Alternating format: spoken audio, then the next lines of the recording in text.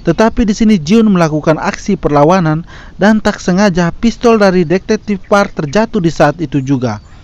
Jiun yang melihat hal itu segera mengambilnya dan mengancam detektif Park untuk segera menjauh darinya dengan menodongkan pistol ke arahnya. Tetapi detektif Park malah menantang Jiun untuk menembaknya jika Jiun memiliki keberanian untuk membunuhnya.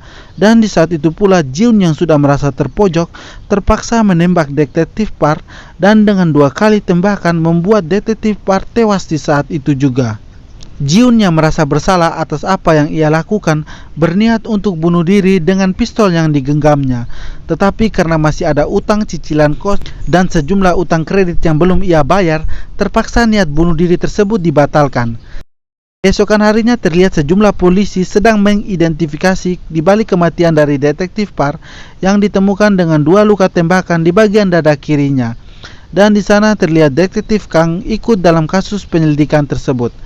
Di sini polisi menyimpulkan bahwa pelaku membunuh detektif Park menggunakan pistol milik korban, dibuktikan dengan peluru yang bersarang di dadanya, dan dinyatakan bahwa pelaku membawa kabur pistol milik korban, dibuktikan dengan tidak ditemukan barang bukti di lokasi kejadian. Berpindah ke dalam kantor polisi, sejumlah komisaris dan pimpinan sedang mengadakan sebuah rapat dan membicarakan kasus di balik kematian teman mereka, yaitu detektif Park sendiri. Di sini timbullah sebuah kecurigaan kepada Sang Bum, di mana ia menjadi tersangka karena terakhir kalinya bertemu dengan detektif Park sebelumnya.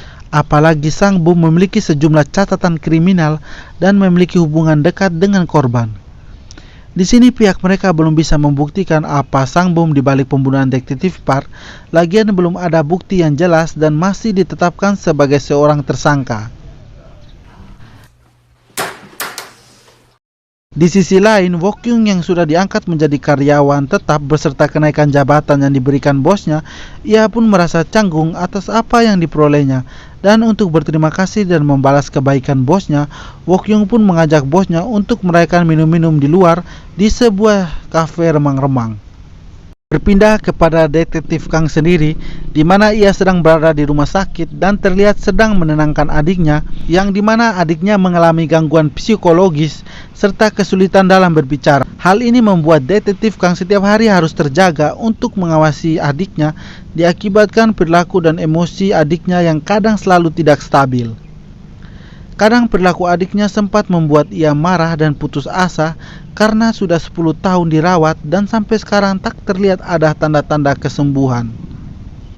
Di sela-sela masalah pribadi yang sedang dihadapinya, detektif Kang pun sekali lagi menelpon Jiun dan berkata apakah sudah terlambat baginya untuk menolong Jiun yang sudah tak mau berbicara soal kasusnya sendiri. Detektif Kang pun mulai curhat tentang keberadaan adiknya yang dimana sedang dirawat di rumah sakit. Ia pun bercerita tentang perihal penyakit yang dialami oleh adiknya, dimana mengalami gangguan psikologi, dan hal itu membuatnya kesulitan berkomunikasi terlihat sudah 10 tahun lamanya. Di sini detektif Kang berkata bahwa masalah yang sedang dihadapi oleh adiknya sama seperti Jiun, di mana memiliki kesamaan kesulitan berkomunikasi dan keduanya membencinya.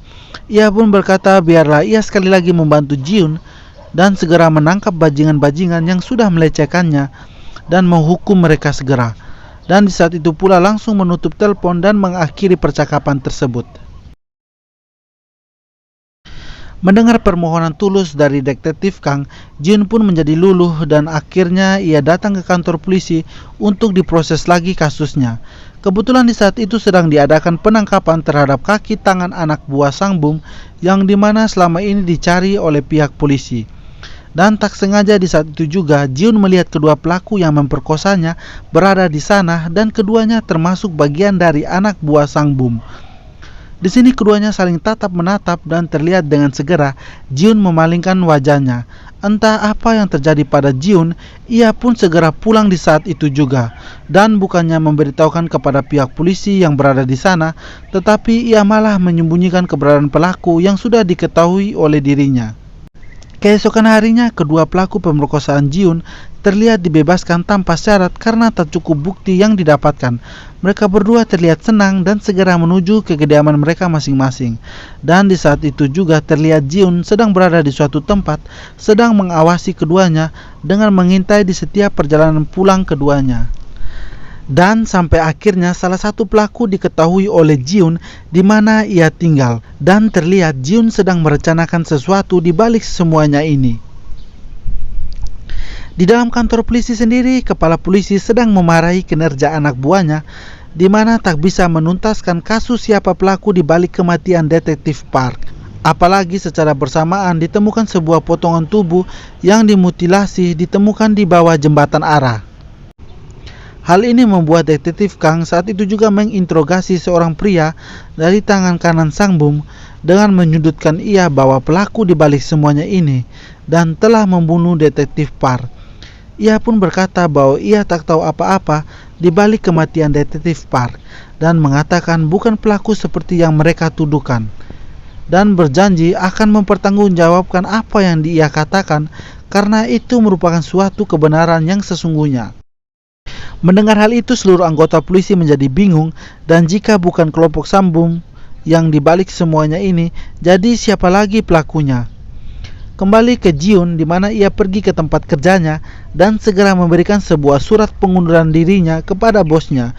Di saat itu juga bosnya kaget karena surat pengunduran diri tersebut diberikan secara tiba-tiba tanpa ada informasi darinya sebelumnya. Di luar ruangan, Jiun memberikan sebuah kenang-kenangan kepada si ibu gendut yang tak lain adalah manajernya dengan menamparnya 2 kali, diakibatkan selama ini suka kuat boker di jam kerja disebabkan porsi makannya yang begitu banyak dan hal itu mempersingkat jam kerjanya. Sehabis menampar ibu gendut tersebut, Jiun pun segera kembali ke kosnya dan tak sengaja bertemu Wok Kyung yang sudah tak sadarkan diri dengan tubuh penuh luka terbaring di dalam kosnya. Ia pun panik dan langsung membawa Wok Kyung ke rumah sakit secepatnya. Dan di sini terlihat Wok Kyung telah dihajar oleh pacarnya sendiri, yaitu Chang Bai, yang dimana memukulnya di saat menemukan Wok Kyung kedapatan selingkuh dengan bosnya di sebuah kafe remang-remang. Melihat perilaku Chang Bai yang brengsek itu, Jin pun segera berniat untuk membalaskan semua apa yang telah ia lakukan. Ketika malam hari, ia pun memecahkan kaca mobil belakang milik Chang Bai dan hal itu memancing kemarahan dari Chang Bai. Dan tanpa banyak kata lagi, Jin pun langsung menembaki Chang Bai tepat di kepalanya, dan hal itu membuat Chang Bai tewas di saat itu juga. Di sini Jiun terlihat tak terkontrolkan dan tak terlihat seperti Jiun yang dulu lagi, di mana kebencian dan amarah di dirinya akan membunuh siapa saja yang tidak disukai olehnya. Dan tak sampai di situ saja, Jiun pun langsung mendatangi pria kedua pelaku pemerkosanya, kemudian tanpa banyak kata langsung menembaknya tanpa ada rasa belas kasihan, dan dengan 3 kali tembakan akhirnya pria tersebut tewas di saat itu juga. Sehabis melakukan aksinya, terlihat Jiun yang sedang sawar di dalam kosnya merasa bersalah atas apa yang ia lakukan. Di sisi lain, ia merasa bahagia karena bisa membalaskan dendamnya atas rasa sakit hatinya selama ini. Dan terlihat semuanya belum berakhir karena rasa sakit hatinya belum terobati semuanya. Esokan paginya, polisi pun mendatangi dan menyelidiki pria yang dibunuh oleh Jiun semalam, di mana pria tersebut bernama Sang Yung Kim. Di sini polisi menyimpulkan bahwa kematian korban sama seperti kematian detektif Park dan Chang Bai, di mana ditemukan barang bukti sebuah peluru yang sama yang digunakan oleh pelaku. Polisi menyimpulkan bahwa pelaku adalah seorang ahli penembak pro, di mana pelaku menembaki korban dengan tidak pernah meleset, dan hal itu dipastikan pelaku bukanlah orang sembarangan. Melihat kejadian-kejadian ganjil yang selama ini terjadi, detektif Kim pun mulai curiga kepada Jiun, di mana mengetahui latar belakang dari Jiun sendiri adalah seorang atlet penembak profesional yang pastinya pelaku di balik semuanya ini. Ia pun memberitahukan hal tersebut kepada detektif Kang, tetapi detektif Kang pun malah membantahnya dengan mengatakan tak usah berprasangka buruk kepada Jiun dan lebih baik fokus kepada Sang Bum, di mana menjadi tersangka yang mereka sedang incar sekarang. Singkat cerita, akhirnya Sang Bum ditangkap oleh polisi dan dijadikan sebagai pelaku atas pembunuhan detektif Park dan serangkaian peristiwa di balik semuanya ini. Mendengar hal itu, Sang Bu merasa dirugikan karena bukan pelaku di balik semua pembunuhan tersebut. Ia tak terima karena polisi tidak mempunyai bukti konkret tentang kejahatan yang ia lakukan. Lagian, ia tak tahu apa-apa tentang kejahatan yang dituduhkan kepadanya. Beberapa hari kemudian di dalam kantor polisi, tiba-tiba detektif Kang menerima sebuah hasil dari tes laboratorium di mana rambut pelaku yang diberikan oleh Jiun cocok dengan DNA yang bernama Sang Yung King. Detektif Kang pun mulai menyadari bahwa Jiun terlibat di balik semuanya ini. Ia pun langsung menuju ke kos Jiun, tetapi karena Jiun tak berada di sana, ia pun segera merusak pintu kamarnya dan masuk serta mencari petunjuk yang bisa ia dapatkan. Dan di saat itu juga ia tak sengaja menemukan sebuah buku diari milik Jiun dan segera membuka dan membacanya. Detektif Kang pun mulai membaca semua apa yang telah dituliskan oleh Jiun tentang rahasianya yang telah membunuh 4 korban, termasuk salah satunya adalah Detektif Park. Di sini akhirnya Detektif Kang menyadari bahwa kecurigaan Detektif Kim selama ini ternyata benar dan Jiun adalah pelaku di balik semuanya ini. Dan secara bersamaan tiba-tiba Jiun pun datang dan langsung memukul Detektif Kang hingga membuat ia pingsan. Kemudian mengikatnya di sebuah kursi dan siap membunuh Detektif Kang di saat itu juga. Detektif Kang yang melihat Jiun hendak membunuhnya memohon agar Jiun tidak melakukan hal tersebut dan ia akan berjanji akan menyelesaikan masalah Jiun tanpa ada korban lagi. Detektif Kang pun berkata bahwa Jiun terpaksa melakukan ini semua disebabkan oleh rasa sakit dan balas dendam atas apa yang telah dialaminya. Detektif Kang pun menyinggung soal adiknya, di mana adiknya juga adalah seorang korban pemerkosaan, di mana pelaku hanya dituntut 6 tahun penjara dan tidak sebanding dengan apa yang dirasakan oleh adiknya. Terkadang rasa ingin balas dendam itu ada, agar sepadan dengan apa yang dirasakan 10 tahun yang dirasakan oleh adiknya sendiri. Tetapi percuma, rasa ingin balas dendam tidak bisa merubah apa-apa. Di lain sisi hanya bisa mengobati rasa sakit di hati. Di sisi lain balas dendam hanya berujung pada penyesalan. Mendengar perkataan Detektif Kang, Jiun pun tidak jadi membunuhnya, kemudian pergi dan segera menuntaskan apa yang ia rencanakan. Jiun pun pergi kepada pelaku terakhir, pelaku pemerkosaannya, kemudian menembaknya agar semua dendamnya sepenuhnya terbalaskan dan mengakhiri semuanya ini. Berpindah kepada Detektif Kang, akhirnya ia diselamatkan oleh pihak polisi dan detektif lainnya yang mengetahui keberadaannya. Ia pun langsung menyuruh Detektif Kim untuk melacak nomor telepon Jiun dan segera menangkapnya. Singkat cerita, akhirnya polisi menemukan keberadaan Jiun di mana sedang mengeksekusi pelaku pemerkosanya dilakukan oleh tangannya sendiri. Detektif Kang meminta agar Jiun menghentikan semuanya ini agar tak ada korban yang berjatuhan lagi. Detektif Kang pun membujuk Jiun agar menjatuhkan pistolnya dan ikut bersamanya ke kantor polisi untuk menyelesaikan semuanya ini. Tetapi Jiun yang merasa sudah membunuh banyak korban dan tak punya harapan hidup lagi, berniat agar mengakhiri hidupnya dengan cara bunuh diri di saat itu juga. Tetapi karena iming-iming dari Detektif Kang soal tiket liburan ke Bali dan voucher data internet seumur hidup, akhirnya Jiun pun membatalkan niat bunuh dirinya untuk kedua kalinya. Belum saja mendapatkan itu semua, Jiun pun terlihat ditembak oleh pria di belakangnya yang ternyata masih hidup, dan akhirnya membuat Jiun terjatuh dan langsung tergeletak di lantai saat itu juga. Melihat kejadian itu, akhirnya Jiun dilarikan ke rumah sakit beserta pria yang masih tertolong nyawanya. Mereka akhirnya dirawat secara bersamaan dan terlihat Jiun mengalami koma akibat terkena peluru yang bersarang di punggungnya.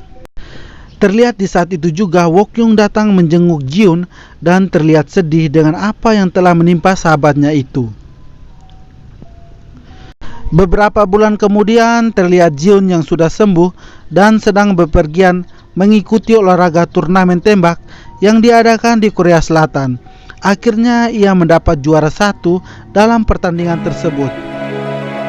Dan akhirnya ia pun merayakan kemenangan bersama timnya dan teman-temannya.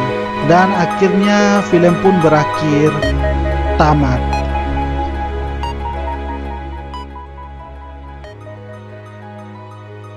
Oke guys, itulah keseluruhan alur film yang berjudul The Lost Choices. Dari keseluruhan alur filmnya begitu menarik ya, dengan ditampilkan seorang karakter yang bernama Jeon dalam memperjuangkan hidupnya dari pelecehan seksual yang dialaminya. Pesan dari film ini sendiri adalah hormatilah seorang wanita dan sayangilah wanita seperti ibu kandung kita sendiri guys. Jangan menganggap remeh wanita dan berlaku kasar kepadanya, karena tanpa wanita kita tidak bisa apa-apa ya guys. Oke, satu lagi pesan saya, jangan lupa like, komen, dan subscribe channel ini supaya saya lebih giat buat video selanjutnya. Jika ada kesalahan kata, saya mohon maaf ya guys. Oke, saya Arlong pamit. See you in next video and goodbye.